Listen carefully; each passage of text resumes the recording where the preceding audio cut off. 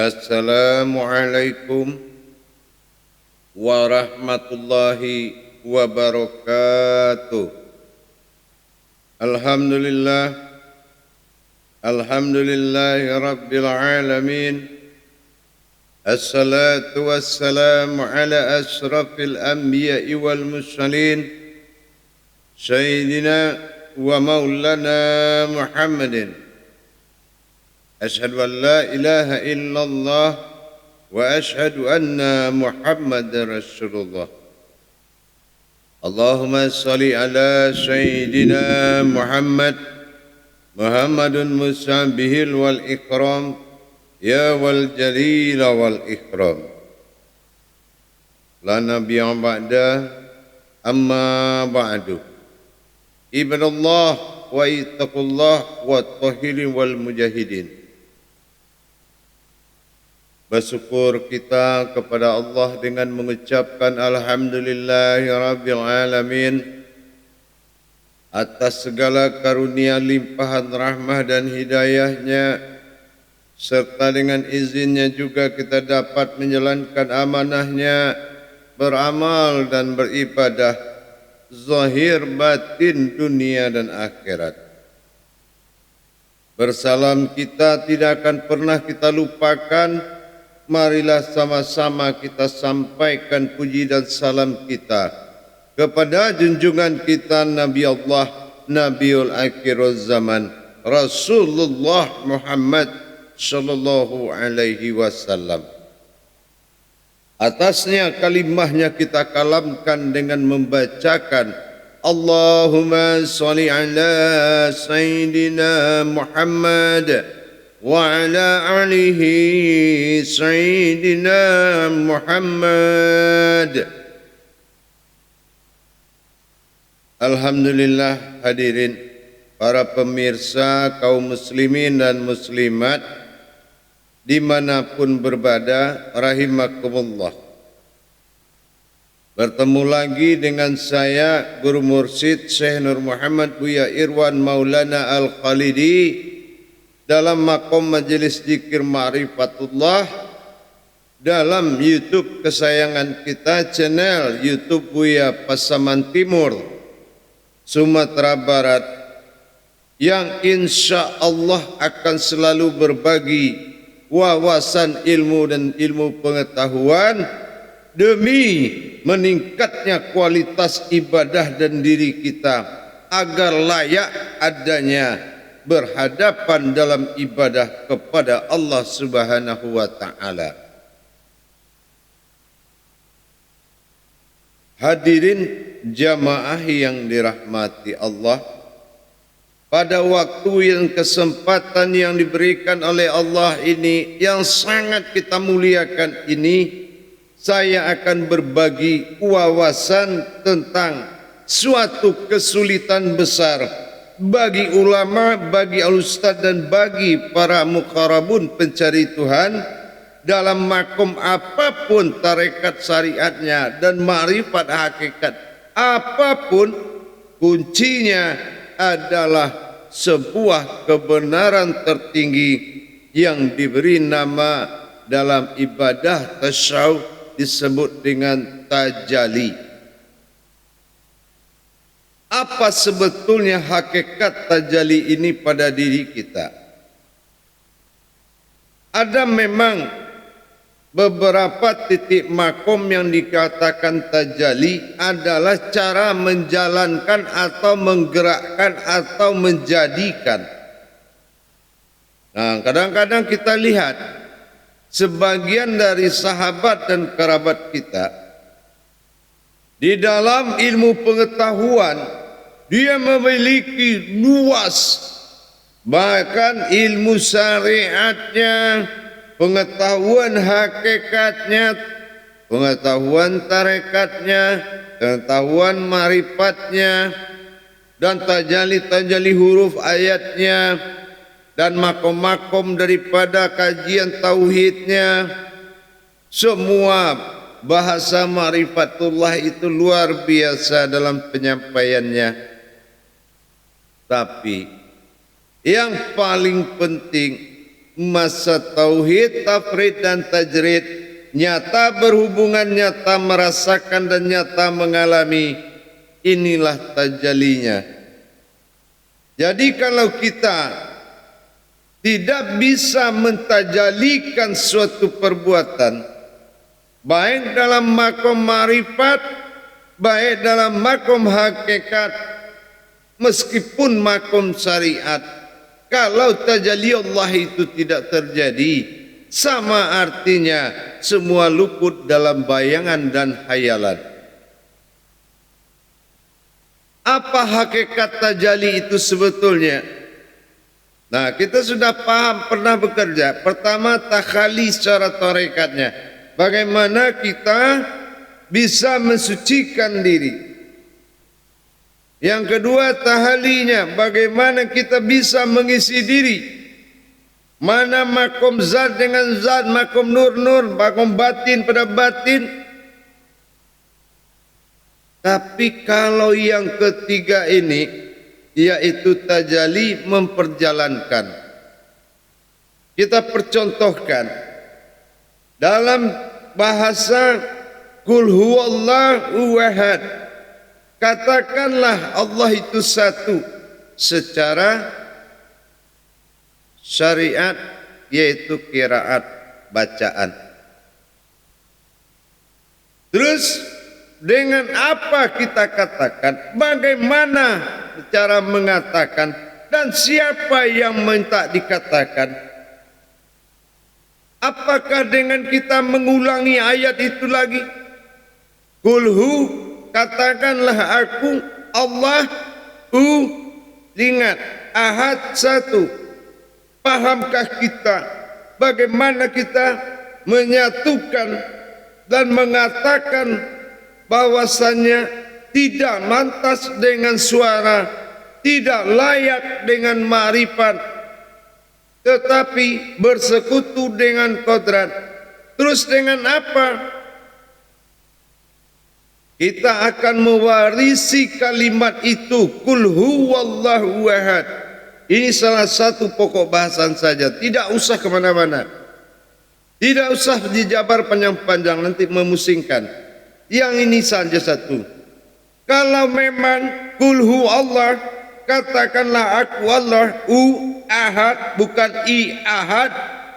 Ahad ini beda, aiu. Penempatan pada makom ahad ini dengan berubahnya alif itu menandakan kodrat yang berbeda. Dengan kulhu, apakah bisa dibaca, diucapkan,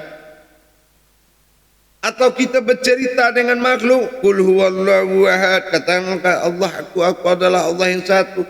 Tidak pantas, tidak mungkin, bin mustahil.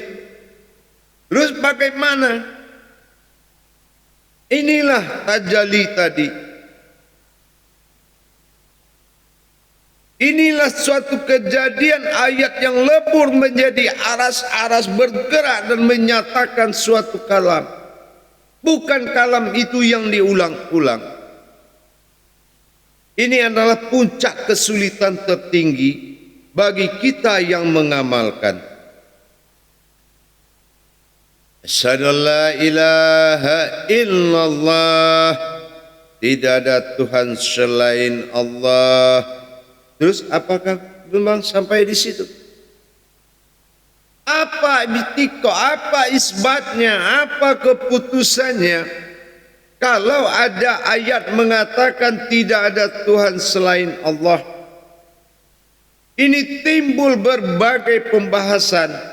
Tapi jangankan menuju ma'rifat, seputaran ayat itu saja bisa kita terbentur di dalam menjalankan. Kembali kepada katakanlah aku Allah yang satu. Dalam amaliyah, dikaji secara amaliyahnya, Qul huwallahu ahad, katakanlah Allah itu satu. Terus seandainya kita seorang guru mengajarkan ke murid-murid dengan modal ayat Al-Ikhlas ini, Qul huwallahu ahad. Murid-murid, katakanlah Allah itu satu. Terus muridnya mau ngomong apa? Bagaimana cara mengatakan Allah itu satu? Apakah hanya dengan mulut? Kita kembali melihat potensi ayat dalam Al-Quran itu. Jadi bagaimana cara mentajalikannya sehingga nyatalah Qul huwa Allah, aku Allah ahad, ahad. Nah ini dari ahad dengan pengakuan Allah, apakah yang dipandang, apakah tajalli pandang atau memang tajalli Allah? Nah ini dia. Nah itu yang dikatakan tajalli. Kalau ibarat anak kita ketemu di jalan, nama anak kita itu panjang, tiba kita suruh pulang, apakah kita sampaikan nama anak termasuk binnya baru dia suruh pulang? Tidak. Kalau tajalli Allah itu juga begitu. Nah berarti manggilan itu apa? Kadang-kadang kita memanggilnya dengan isyarat. Pulang. Gitu ya. Nah yang kedua, nah, padahal namanya panjang. Pulang, jalan dia pulang. Nah itu tajalli. Nah, bagaimana kita mendapatkan keakuan Allah dalam diri kalau mentajalikan yang tidak bisa dengan tingkat kerahasiaan huruf dari kalam itu tadi?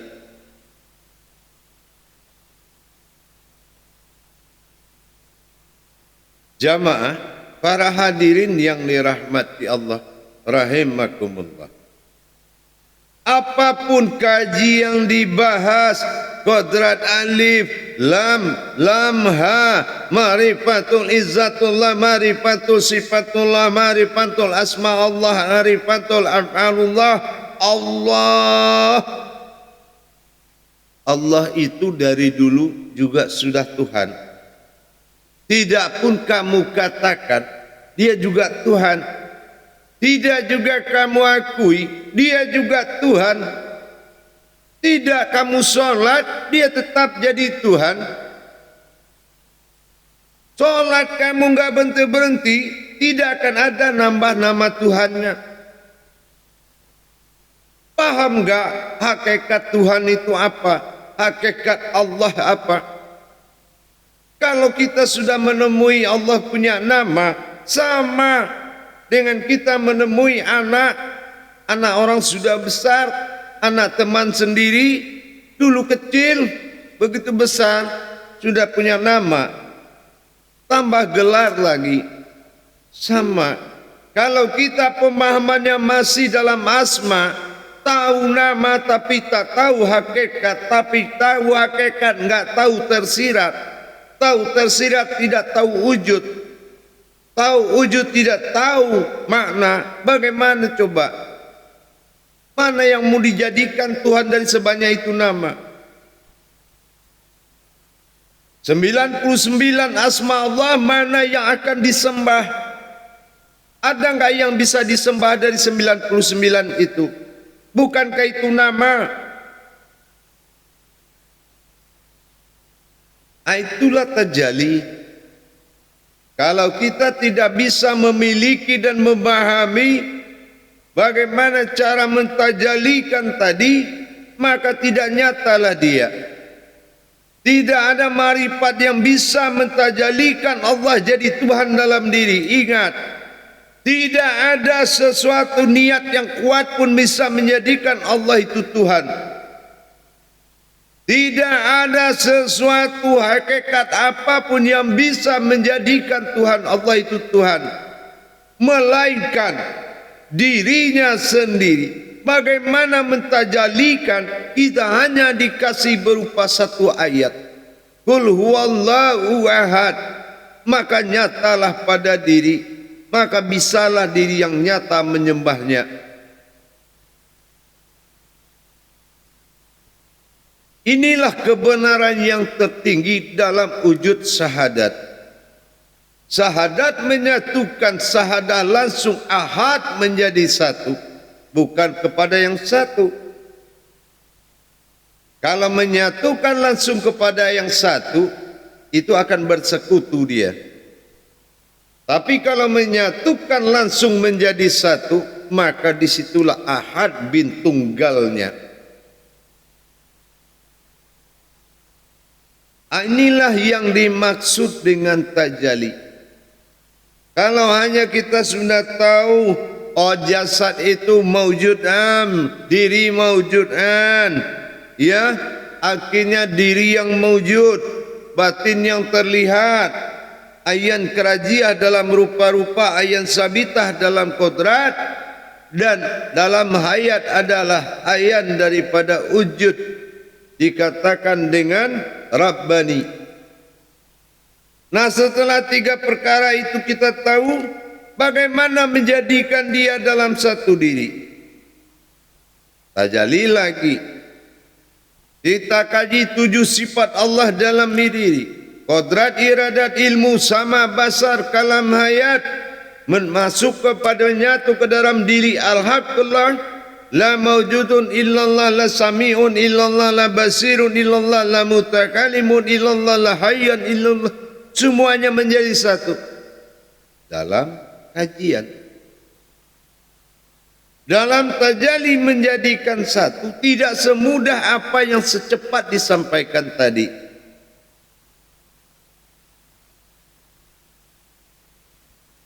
Dibaca Al-Fatihah, bagaimana menghimpun diri menjadi satu diri yang berdiri dan akan menjadikan permintaan diri. Setelah dilihat dengan, dikalamkan dengan kauliyah, dipandang dengan ma'rifah, tapi apakah dia memang sudah menjadi? Inilah pentingnya tajalli Allah dan tajalli sirullah. Mana yang dikatakan tajalli Allah, bertajalli sifatnya kepada kodratnya sendiri, itu namanya tajalli Allah. Bagaimana dengan tajalli sirullah, berwujudnya yang tidak ada menjadi ada? Ini dia. Terangkainya menjadi huruf satu huruf, terangkainya satu ayat menjadi satu huruf, terangkainya satu kitab menjadi satu huruf. Itu bertajalli. Bagaimana peleburannya? Inilah ilmu tajalli. Banyak para saudara-saudara kita yang selalu menjadi terdepan dalam Islam, pemuka Islam, ujung-ujungnya balik kanan dan menangis. Kenapa kamu menangis? Saya hanya bisa menceritakan, sendirinya juga belum mengalami. Nah, disinilah Fabayyabai rabbikuma tukazziban. Inilah hati-hati dengan mendustakan nikmat Allah. Nikmat mana lagi yang kamu dustakan? Karena kamu tidak bisa mencapai nikmat itu, hanya kamu bisa berdusta tentang nikmatku. Itulah. Baik para hadirin, mari kita tingkatkan pemahaman dan belajar lebih rapi lagi sesuai makom jenjang tauhidnya. Jangan loncat-loncat sini. Hati-hati, Islam itu jalannya licin. Tergelincir ke kanan jatuh syirik, tergelincir ke kanan ke kiri jatuh sihir. Mudah-mudahan jalan tersirat ini adalah diri yang dicari untuk mencapai sebuah yang berdiri. InsyaAllah. Akhirul kalam wa billahi taufiq wal hidayah. Wassalamualaikum warahmatullahi wabarakatuh.